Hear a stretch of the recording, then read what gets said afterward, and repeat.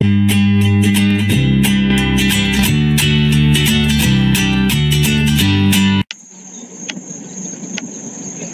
and welcome. It is Friday, September 6th, and we are live from Pittsburgh. We are embracing the final days of summer, and we are enjoying an outdoor broadcast this evening. We have so many exciting things to share with you today, including items from our Exquisite Toy Soldier auction this Saturday and Sunday. So it begins Saturday the 7th at 10 a.m. and continues on Sunday the 8th at 10. Yeah, Bree and I are just back from a terrific trip to Kumbach, Germany, where we went to the Kumbach Toy Soldier Show. We had really a terrific time exploring the countryside of Germany. We were so into it, we had to go out and purchase some local wear. Take a look at our outfits. Ta-da! I feel like a German, so much so I need to grab myself a beer and a pretzel. Sounds about right. But here's a great trip to Germany. Prost. But we're going to get started today with a video from our trip to Germany, so take a look.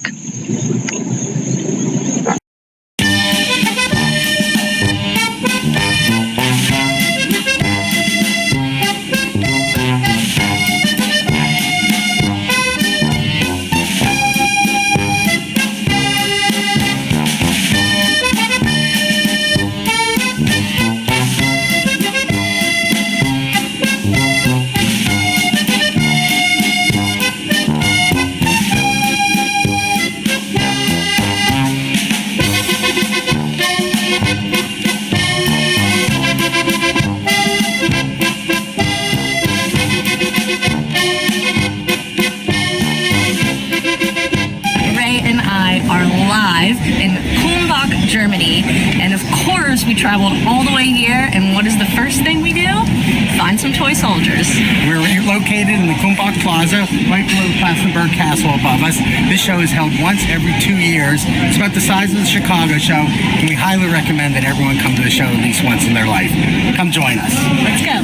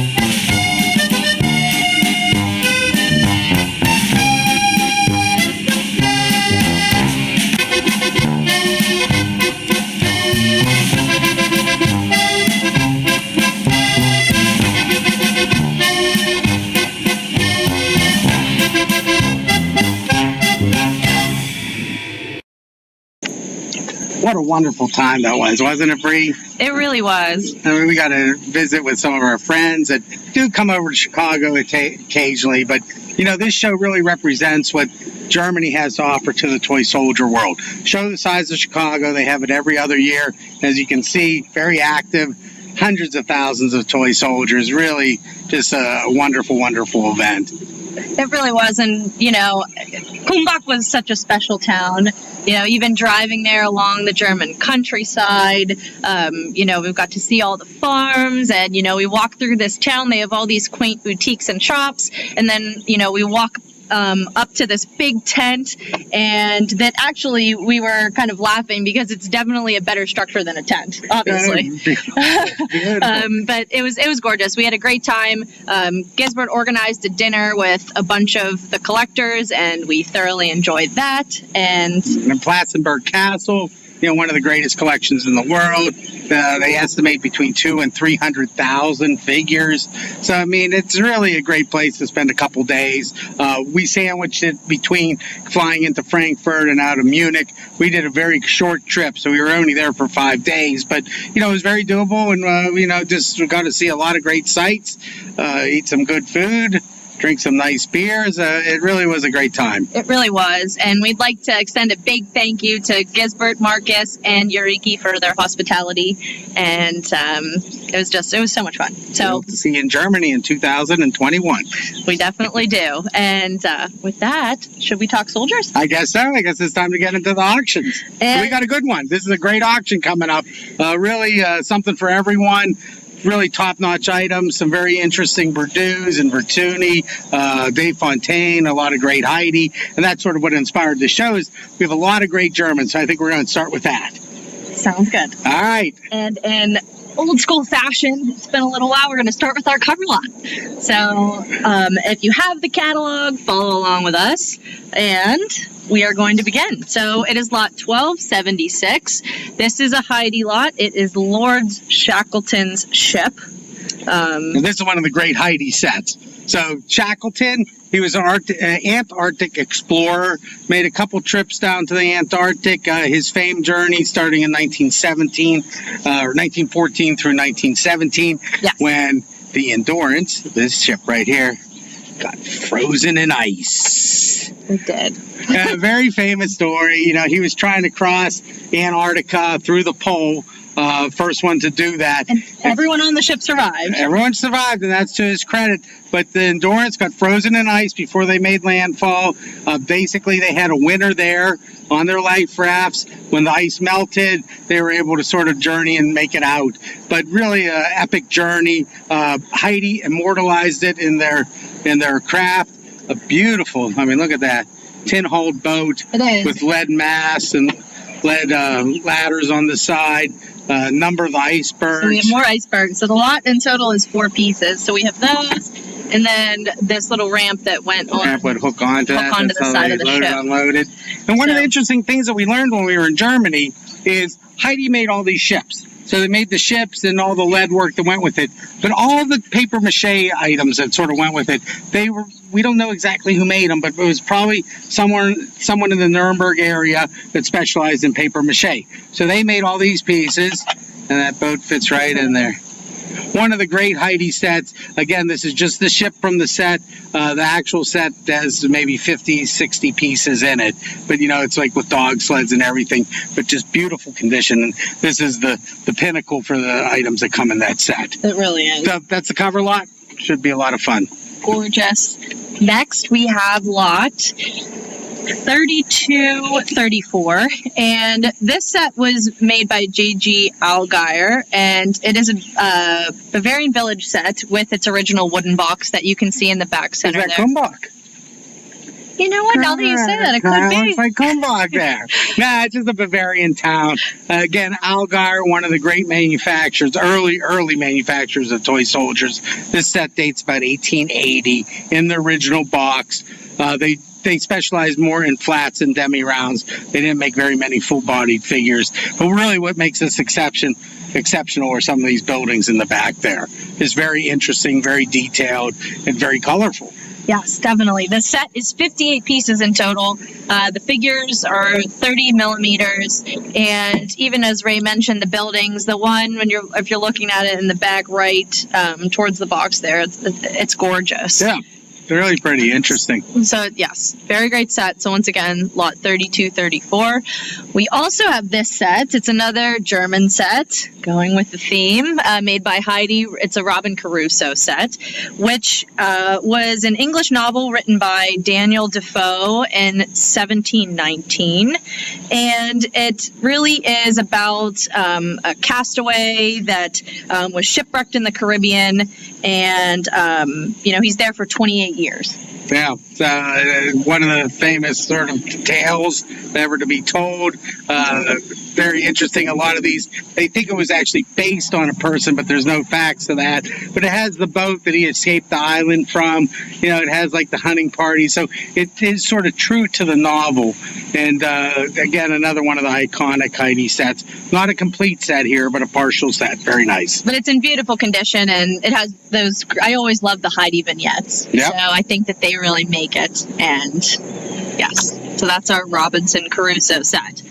Next, we have another one, a couple to show you. So this one is lot 1277. Okay, this is Germanicus's chariot. So the procession of Germanicus, he was in a lot of the Germanic wars, the emperor of Rome. And when he returned from those wars, they had a huge procession. Generally, you will see him arriving on a large elephant. So it's a big elephant with Germanicus. This is Germanicus here, seated on top of the elephant. But they also made this chariot where Germanicus actually sits right inside here. Very rare. I only know of maybe 2 others, so it's one of 3. Exceptionally rare piece, beautiful condition, and really, Germanicus is another one of those sets that Heidi produced quite a few of. They sold a lot of them. It was a big, impressive set. But you only got this in the very deluxe edition of that set. So this is one of the rarest pieces to the procession of Germanicus. I agree. We've sold a couple, at least one I know in the winter catalog of the procession in recent years. Right, but it did not have It didn't have this piece. So definitely a rare piece. Once again, beautiful condition. Yep. So we're excited about that one. And next we have lot 1281. Right up Breeze Alley. Oh, yes. So we have it's a Heidi monkeys with the monkey cage. So as you can see there, they're climbing up their little pole in the middle. And then, do you want to hold that for me? And then we have the matching cage that they fit in to go with it. So this was from the zoological set, and it's just one piece of it, but it is one of the also rarer pieces of that set. Yeah, very difficult. It only came in the larger of the zoological sets. On the back here, you can see this actually slides. So this will slide open like that, and then the monkeys go inside. So great single piece, standalone. The tree is really unusual. It has like the monkeys at the top. It looks like one has a carrot, another one has an apple. I don't know if you can see that. But just really nicely cast and very, very rare. Yes. And interesting just on this, see the back here, they sort of trimmed it. That's the only way it would actually fit in the cage. That's interesting. How about that? Learn something new every day. Okay, and now in this sale, we have a lot of the hunt sets. So they're all sort of partial, but one of the more interesting ones is the crocodile. Yes. So if I didn't say it, the monkey lot was 1281, and this one is 1286. So they're similar. Look how gorgeous this is. Yeah. So this is the crocodile hunt. We have the crocodile hunt, the polar bear hunt, the Russian bear hunt. We have a jaguar hunt. We have a couple other hunts too, polar bear hunt, but this is the alligator. And this is great because you have a native behind a palm. The alligator, they actually staked a lamb next to the river, and they wait for the alligator to come up and get the little lamb, and then they shoot the alligator. So again, this is the main piece from the set, but just the detail. Look at the alligator sort of leaping out of the water. It's really incredible. That's so cool. And then also, so it's 3 pieces in total in the catalog, and if you're wondering why, because the picture looks a little different, is we have another hunter there, and also there was a tree. So those 2 were not attached to it, but either way, it's beautiful. Yeah. So again, on this, I think there's 6 or 7 sort of parts of different hunt sets. So it's a nice thing to fill in. They're going to be fairly affordable. So, some real nice items. Yes. Next we have lot 3566.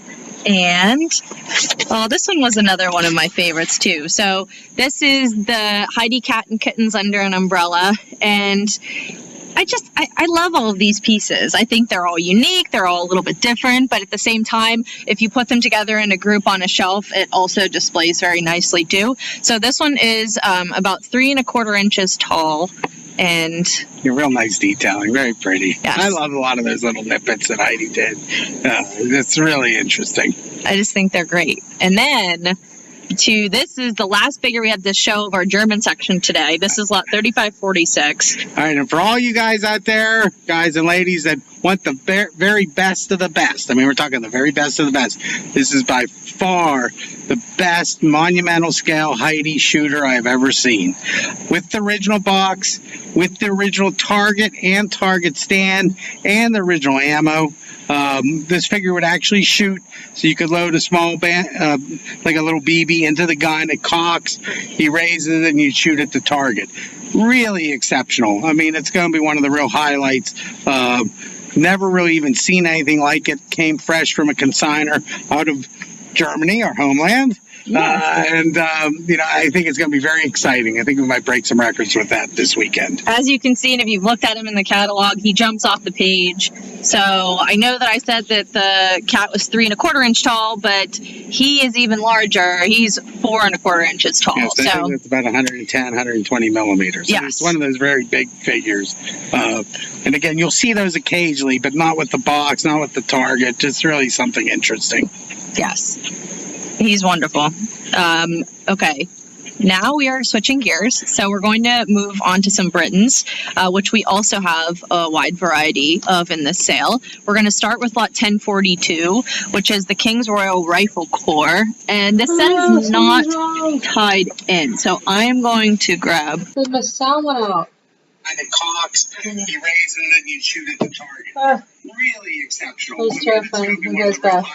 It goes out for like 10 seconds. Never even seen anything like it. Came fresh from a consignor out of Germany, our homeland.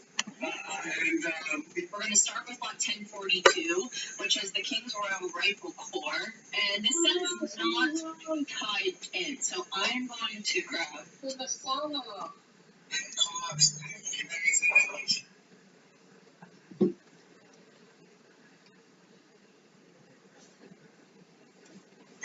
It was terrifying. It goes back. It goes out for like 10 seconds. Like that. And then why I really wanted to show that, sometimes I get people a question, but on these, this is a slotted base card. So this is original for how Britons did it in the very original first version. So they cut slots in this bottom end, and the figures would just slide in and out like that. And this one's right for this set because the goat even has like a very large... So here, show the Right goat slots. there. So you see his is larger than the rest. Yeah. Beautiful condition. I mean, this set you will find first versions occasionally, but I've never really seen one better than this. I mean, this is really as fine as it gets. Beautiful, beautiful condition. That is a great set. So both of those, once again, the first one was lot 1026. The second one was lot 1042, if you're following along with us in your catalog. And next, we have another iconic Britain set, lot 3421. This is the 2-man foot race. And this is one of the very early Britain's toys from the early 1880s. Very large. So the figures probably measure about 7-8 inches in height. And you'd wind it up, and then the figures would actually race. So you wouldn't actually know which one would run. The way the gear mechanism worked, it would sort of alternate who wins each race. But great action, large, impressive toy. Again, at the very beginning of Britain's production.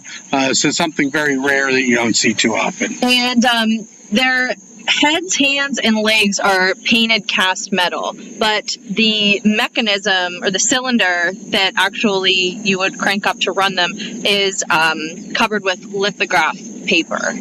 So, and obviously they have clothing too that is made out of different material too. But I think that it's a great toy, Yep. and as well as Britain. So it's it's one of those crossover pieces, which I think are always special.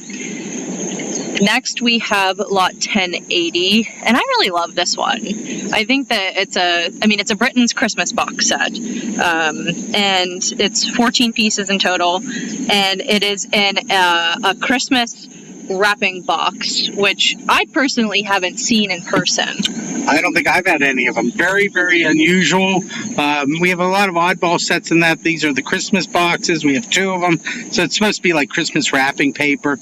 Sort of has a generic Britain's label on it. And the figures are fairly common, but the box is very unusual.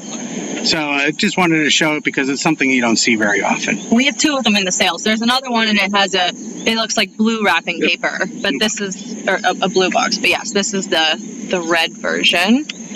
And next we have lot 3443, and I've always loved this set. It's super rare to find, let alone in the box. This is the Britain set number 1654, the Snow White box set, and it was circa 1938. It's 8 pieces, Snow White plus the 7 dwarfs, so that's great. And it was manufactured with a special license at the time from Disney. Well, that was what was hard, was to get those licenses from Disney to produce it. There's some other manufacturers that produced Disney figures but didn't have license. They were quickly pulled. But this one, Britain's did get the licensing for, and one of the special Britain sets. Yes, and just doing a little bit of digging about Snow White and the 7 Dwarfs. As most of you probably know, the original Snow White and the 7 Dwarfs was a Brothers Grimm tale. It was also a German story originally. Go figure. It's following along with our theme today. Right. But it was first introduced on Broadway in 1916. And that was the first time that the dwarfs were actually given names. However, the dwarfs' names back then were different than the ones today. What were they? They were Blick, Flick, Glick, Snick, Plick, Wick, and Quee, which What? I know, which I thought was pretty funny because obviously it's been changed and adapted just in general, because I think the names are a lot more relatable as they are now than I think that. Disney did a very good job. They knew how to take that and make it very personal. But so just an interesting fact about that set. Next we have lots 1085, 1086, and 1088. Yeah, I just wanted to show these because, again, these are sort of along the lines of that Christmas box right after the war. Britain's was trying to raise any kind of hard capital they possibly could. So they basically just sort of wanted to start putting figures out, and these are all they call them Churchill series, Ironside series, Cunningham series. There's also one called the Wavell. We don't have any Wavell. But these are sort of smaller sets. They essentially used a generic box and just put a different end label on it. And again, these were produced right after the war. So we're talking late 1945, very, very early 1946. It was just a way for Britons to get their first product out there using sort of things that were maybe left over from the war they could produce very quickly and easily. And here we have that we've chosen the first lot, the U.S. Marines, the 2nd Bombay Infantry, and the U.S. Aviators. Yep. That's what we're looking at there. Next, we are back. We have another lot to show you live here. This is the Britain's Archive paint sample card. So these are the paint sample cards, and we've had them before, but these are the cards that hung in what was called the Britain's Pink Room. That's P-I-N-K. That was the room where whenever someone was going to paint a figure, they would need to know exactly how to paint it. You would go into this room, and these had the master copies of what they were. When the archive collection was sold, these were all sold. This is one of the better cards because it has a lot of the Salvation Army band figures on it. So, very, very rare figures. Then we have 3, 6, 9... I think 10 figures just from the Salvation Army band. And this again was sold in the Britain's Archive. So this is the sale that it was sold in. It was 1994. Yeah, this actually lot includes this catalog with it. But just, again, sort of a lot of this oddball, sort of filling in a lot of the holes, buying things that no other collector has. So this is unique, one of a kind. And there are 27 pieces in total on this one. So that were the samples. Yeah, very nice. That completes our Britons. Very cool. That does complete our Britons. And next we are moving on to some miscellaneous lots that we just selected throughout the sale. So we picked 2 lots of North Coast miniatures. They're both, the first one is lot 3003. It's a circus wagon calliope. And the second one is a circus bandwagon that would announce the circuses that were coming into town. And that one is 8 pieces in total. So we just thought that they were very colorful. Obviously, it's a newer manufacturer, but I think that I love the emerald green boxes and just everything about these 2 sets in particular. Yeah, well, North Coast Miniatures was founded and run by Bob and Judy O'Connell. They were out of Northern California. He loved the circus. These are all actual real wagons that were parts of different circuses. So when a circus would come to town, they would organize a parade, and that was their advertising. There was no Facebook. There was no Instagram. So the only way to do it is you actually had to put on a parade. So they'd bring out all their finest and they'd march down Main Street and say, we're going to be out in McCracken's farm, from Thursday to Tuesday. And that's how they advertised and got people there. That's really cool. No one really sort of made these type of wagons. We're getting a lot of interest on them. They don't make them anymore. He produced mainly, I think, probably late 70s, early 80s, up through maybe 2010, 2007, somewhere around there. They still advertise, so I think there is still some stock, but really, really interesting wagons. Yes, like I said, I love both of these. Next, we have a hawker set to show you. So this is a Zulu War presentation set. It's a massive set, and it includes 108 pieces in total. It is set number 94, and we offer a lot of hawker from auction to auction, but this one in particular just stood out to us because of its size and its condition. Well, these are the largest sets that Bill Hawker ever made. He made one of the finest toy soldiers, very much in the style of Britons. He made some large presentations, which he no longer makes. So these he's no longer making. He can't get the boxes for them. But just wonderful sets and beautiful, beautiful detail. We have this, and we have another large presentation of his in this sale. So very, very good stuff. Agreed. Next, we have another one to show you. It's the Barclay Naval Armada. So this is lot 1274. Yeah, we have a nice little grouping of dime store figures in this. So you think of dime stores, you usually think of like Army men in brown khaki uniforms with tin helmets. But Barclay also made ships on wheels, slush cast out of lead, and nice detail and beautiful condition. Great time to buy these. The market on these is sort of down, and they're very, very affordable. And these are probably going to sell for $40, $50 each. We have a lot of 4. Great time to jump in and buy some dime stores. One of my favorite, I started collecting dime stores when I was a kid. No, and I like these because they have wheels on them, which, and that's uncommon for a dime store to have a movable part. Exactly. Next, we have lot 3501, or actually, yes, 3501. This is made by A. Barrett and Sons, and it is a very rare spaceship set. Love, love, love this set. Everything about it. I love the box. I've never seen this one before. Well, this is the spaceship that never was. Okay. So it was produced by Barrett. There was a prototype, and from the prototype, they made a very, very small number of castings from it. Super rare. Again, we've never had one, showing a lot of interest. Just, it's amazing with toy soldiers. They made so many hundreds of thousands of different toy soldiers, but there are very few space-related toy soldiers for some unknown reason. I mean, they're out there, but their quantity is very, very small. So again, getting a lot of interest, and I think should be a very interesting lot when it comes across the block. Yes, this one is complete with the passengers, the robot pilot, and explorers, and also, as you can see, the sticker laying there in the picture, the decals for the ship. And it was also featured in Norman Joplin's Holocast Civilian Toy Figures book on page 241. There you go.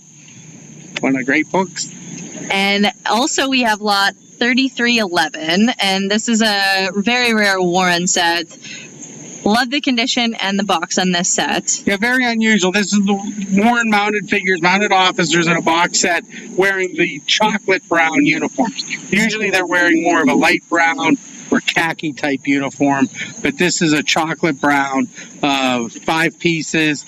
Again, a lot of interest. Warren was a small manufacturer, but one of the great American manufacturers. Yes, and I believe he stopped production in 1939, That correct? sounds about right. This set, the riders are removable from the horses, too. Exactly. And we also, so that ends our little miscellaneous section. And this begins our what we're calling our single figure section. So if you look through the catalog online or the printed one, as you could see, we have a variety of manufacturers of single figures in this auction. It's a rarity that we have this variety of these single figures. They all are rare in their own right, especially in these conditions. But we just wanted to start off by showing you this grouping of some of the rare ones that we have. In the upper left-hand corner, you've got lot 1166. This is a Courtney. It's number 15, Earl of Oxford.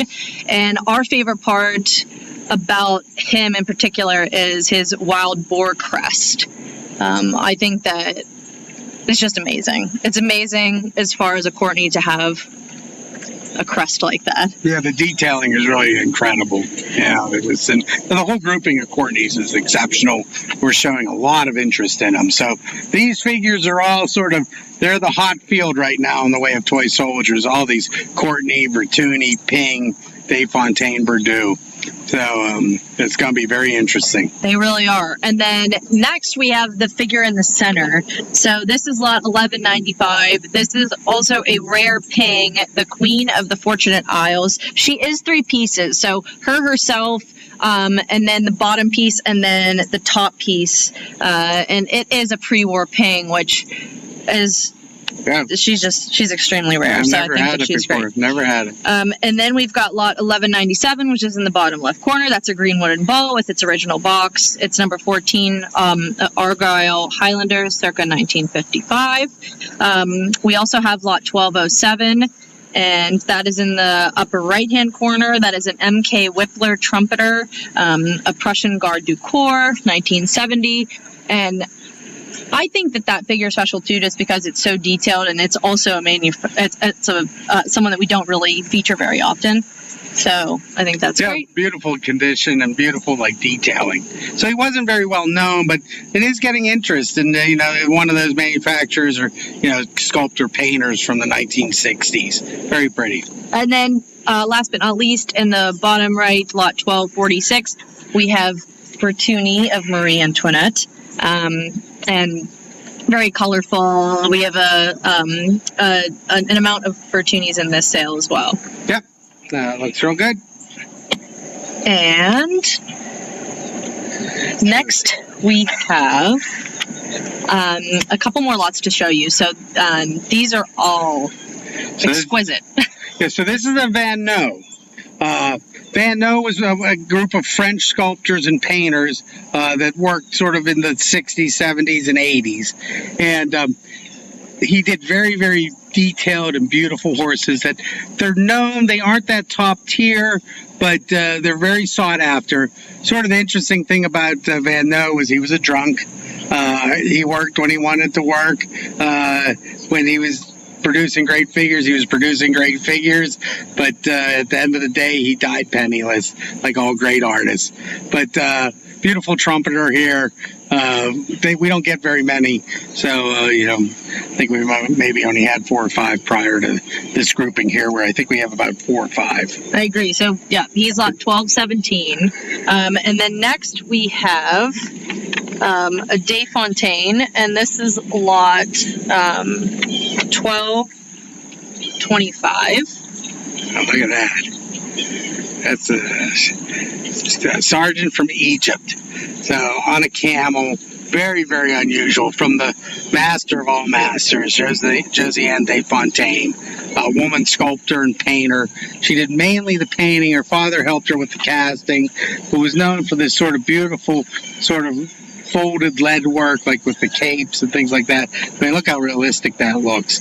Just layers upon layers, of work and detailed paint. So that's one of the highlights of the whole sale. Very, she's known for her horses. I've never seen a camel before. I think this is going to be something very special. So once again, that one is 1225. And we also, to round out what we have to show you today, we have lot 1233. Again, these are some of my favorites. This is a Berdoux. Roger Berdoux, another one of the great French masters. I love these figures. I mean, I'm going to let the figure speak for itself. That definitely speaks for itself. Just look at it. Yeah, that's a toy soldier. These figures, they all are extremely fragile, but these in particular, because they were more one-ups and models, they're more fragile than most. Yep, exactly. So going to be a lot of action on these. We have phones, we have absentee. It's going to be crazy tomorrow, Bree. Yes. I'm excited. So I think that we sort of did the gamut there, didn't we? Yes. We ran through what we had to show you today. And obviously there's so much more that we could talk about. There's hundreds of lots in the sale. So that was just a little snippet. A lot of modern. We have King and Country, we have Somerset, we have Dorset, we have everything. Marlboro, you name it, we have it. So we don't want to leave anybody out. We just only have so much time, but we really hope you enjoyed our German-inspired broadcast today. And once again, this weekend's auction is this Saturday, September 7th, starting at 10 a.m., continues Sunday, the 8th at 10 a.m. We are still accepting bids, and you can call us via phone at 412-343-8733, or you could email Ray or myself, raytoys@aol.com. That's me. Or bremarieday@gmail.com. And you can view the catalog on our website, www.raytoys.com, or visit liveauctioneers.com, and you can search Old Toy Soldier auctions, and the catalog will come up there. The next soldier show on the horizon is the Chicago Toy Soldier Show, one of our absolute favorites. It is Sunday, September 22nd. We will be there earlier than that for room trading and for camaraderie and to visit all of our friends and collectors, but the official show is Sunday in Schaumburg, Illinois. If you'd like to attend or for more information, you can jump on ChicagoToySoldierShow.com. And also, just throwing this one in there, our next Cyber Toy auction will be Saturday, October 5th, and it will be up on Live Auctioneers very soon. So if you're a toy collector or soldier collector, Yep. Check it out. Also, remember Old Toy Soldier magazine. The new one just came out. Yes. If you don't already subscribe, make sure you do. Definitely subscribe to the magazine, and if you can subscribe via print, or you can just subscribe online too. So, and then you'll have access to the entire archive and everything that we have to offer Old Toy Soldier wise. Our last announcement today, I'm very excited about. We have a brand new Adventures with Ray and Bree. It is on YouTube right now. So if you don't subscribe to our YouTube channel, you should, because they've had access since about 9:30 p.m. last night. And it is featuring Don Peelan. This is our debut Toy Soldier Collector Adventures with Ray and Bree. So we've done some others with some toy and bank collectors, but not soldiers.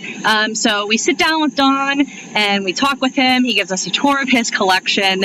And if you don't know, Don was one of the founders of Old Toy Soldier magazine.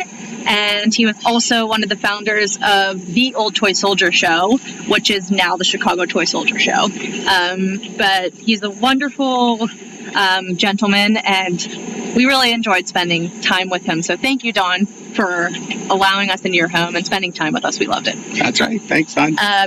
But with that being said, videos on YouTube.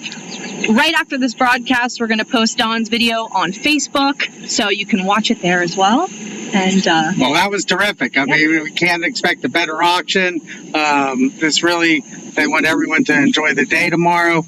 With all that, I think everyone should grab themselves a beer, grab themselves a sausage, and enjoy the weekend. Prost. Prost.